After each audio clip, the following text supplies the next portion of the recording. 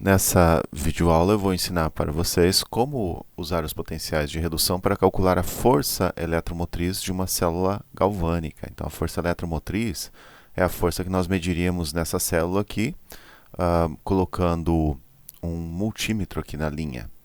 Qual seria a força eletromotriz? O multímetro na função voltímetro, né? Na função voltímetro, o instrumento tem impedância infinita, ou impedância muito grande. O que é essa tal de impedância? Bom, é uma espécie de resistência. Enfim, a resistência do voltímetro aqui no circuito externo, nessa linha, é tão alta que não permite a passagem de corrente. E aí nós medimos a força eletromotriz da célula sob condições de corrente zero. Então aqui a nossa famosa pilha de Daniell. Quando eu falo célula galvânica, eu estou me referindo àquelas células eletroquímicas em que a reação acontece espontaneamente. Pilhas, baterias, por exemplo. Se a reação não acontece espontaneamente, né, a força eletromotriz negativa, então você tem uma célula eletrolítica. Então, novamente, aqui, ó, à esquerda, o ânodo, zinco, à direita, o cátodo, cobre. Né? Então, isso é bem conhecido de vocês. Vou passar mais ou menos rápido, porque nas provas do ITA e do IME, eles não perdem tempo com coisas básicas. Então, supostamente, você já conhece a célula de Daniell. Está aqui a notação da célula. Do lado esquerdo, na notação, por convenção, você tem o ânodo. Do lado direito, você tem o cátodo, aqui a ponte salina. Então, no ânodo, você tem a oxidação do zinco. Aqui está, ó, zinco sólido, se transforma em zinco 2, perde 2 elétrons. No cátodo, você tem a redução do cobre 2. Aqui nós temos a tabela de potenciais padrão de redução. E, como eu falei, são potenciais padrão de redução, ou seja, foram medidos sob condições padrão, ou seja, atividade igual a 1 para os íons em solução. Você não sabe o que é atividade, então considere concentração molar igual a 1 mol por litro, nesse nosso ensino médio melhorado. E pressões parciais dos gases igual a 1 bar, ou iguais a 1 bar. Então, vamos procurar aqui o potencial de redução do cobre. Olha, o cobre está aqui acima do hidrogênio. Está vendo o hidrogênio, que é o nosso zero aqui da eletroquímica? O cobre está acima do hidrogênio, ou seja, o potencial de redução do cobre é positivo. Em outras palavras, o gás hidrogênio pode reduzir o cobre 2. O gás hidrogênio seria um agente redutor suficientemente forte para reduzir o cobre 2 a cobre 0. Então aqui já está como no sentido de redução, né? Eu vou colocar aqui simplesmente potencial padrão de redução desse par redox. Vou arredondar para 0,34, então mais 0,34 volt. Aqui abaixo do hidrogênio, eu encontro o potencial de redução do zinco. Ó, zinco 2 mais 2 elétrons, dando zinco 0. E o potencial de redução aqui negativo. Ou seja, o zinco 2 não é reduzido pelo gás hidrogênio. De fato, o zinco metálico é oxidado pelos íons H+, ou H3O+, de tal forma que o H3O+, é um agente oxidante suficientemente forte para oxidar o zinco, mas não oxidar o cobre metálico. Então, o zinco aqui está sendo oxidado, eu tenho que inverter essa semi-reação. De fato, aqui foi invertido. Olha, aqui a semi-reação está no sentido de oxidação. Aqui está no sentido de redução. Então, eu preciso inverter esse potencial. Então, invertendo o sinal, vai dar mais 0,76. E aí eu somo esses potenciais padrão e o resultado é 1,10 volt. Então, 1,10 volt é a voltagem medida nesse sistema nas condições padrão, ou seja, considerando aqui atividade ou, traduzindo para o nosso ensino médio melhorado, concentrações dos íons iguais a 1 mol por litro. É importante que você esteja acostumado com o jargão, vamos dizer assim, como eles expressam nas provas os potenciais. Então, é comum você encontrar potencial padrão, como eu estou usando aqui o símbolo potencial padrão indistintamente para a reação de oxidação e redução, e também para o potencial da célula.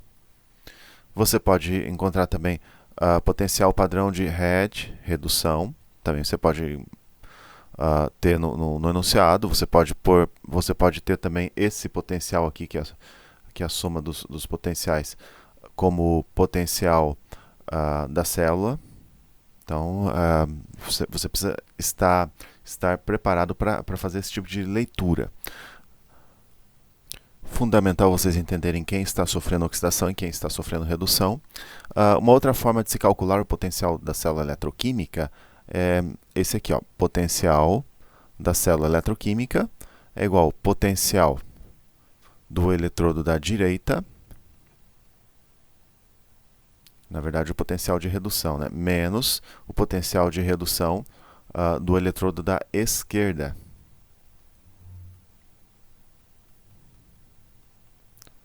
Então é uma, digamos assim, uma regrinha prática. Então nesse caso aqui, ó, o potencial de redução do eletrodo da direita, 0,34. Então, mais 0,34 menos o potencial de redução do eletrodo da direita. O potencial de redução do eletrodo da direita é menos 0,76. Menos 0,76. Então, isso aqui vai dar 1,10 volts. Só mostrando essa regrinha prática, mas eu prefiro destrinchar, assim, saber quem está sofrendo oxidação, quem está sofrendo redução, porque é mais didático. Uma coisa importante é você entender que o potencial de eletrodo é uma propriedade intensiva. Então, o valor não depende da quantidade de espécies na reação. Em outras palavras, você tem uma reação aqui de uma semi-reação de redução, por exemplo, aqui. Esse é o potencial de redução, tabelado. Caso você precise multiplicar essa semi-reação por um número qualquer, o potencial não é multiplicado. Está vendo aqui? Você não vai entender muito bem nesse momento, porque nós precisamos deduzir a equação que relaciona o potencial com a energia livre padrão da reação. Essa equação aqui, delta G padrão da reação igual menos N F E. Então você não conhece ainda essa equação, mas no momento basta você saber que se você multiplica a semi-reação por qualquer que seja o número, o valor do potencial segue inalterado. Mas se você quer pensar agora mais do ponto de vista experimental, imagine o seguinte, olha, você tem pilhas, por exemplo, do tamanho A, você tem pilha do tamanho AA, você tem vários tamanhos de pilha. Então você tem aquela pilha palito, né? Pilha palito, ou você vai pegar uma pilha um pouco maior, pequena, mas um pouco maior. Você tem a pilha média, você tem pilhas de vários tamanhos. Digamos que você queira pilhas Rayovac. Então você sabe que a diferença potencial ali entre os polos da pilha é 1,5 volt. 1,5 volt, 1,5 volt. Então o potencial ali independe do tamanho da pilha. O que o tamanho da pilha determina é a corrente. Bom, novamente, multiplicou por algum número a semi-reação, não multiplica o valor do potencial. Então vamos ver mais um exemplo mais interessante agora.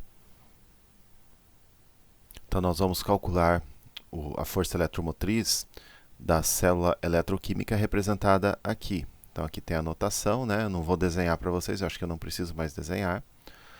Então, do lado esquerdo você tem o ânodo, que é um eletrodo de alumínio, do lado direito um eletrodo de ferro, que é o cátodo. Então, o alumínio sofre oxidação, o ferro sofre redução. Na tabela, você tem lá os potenciais padrão de redução. Então, aqui é a semi-reação de redução do alumínio 3 e a semi-reação de redução do ferro, ferro 2. E aqui nós temos os potenciais. O alumínio está no ânodo, então ele vai se oxidar.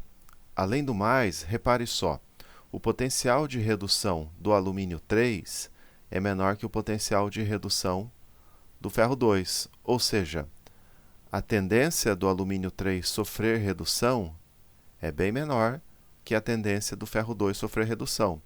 Então, nesse caso, o alumínio vai sofrer oxidação. Então, nós reescrevemos a semi-reação aqui no sentido de oxidação. invertemos o sinal. Olha, aqui era negativo, agora ficou positivo. E, de fato, o alumínio tende a se oxidar quando comparado com o ferro 2, ou ferro. O ferro 2 sofre redução, então você tem aqui a semi-reação de redução. Então, oxidação, redução. O importante é que o número de elétrons perdidos pelo agente redutor seja igual ao número de elétrons recebidos pelo agente oxidante.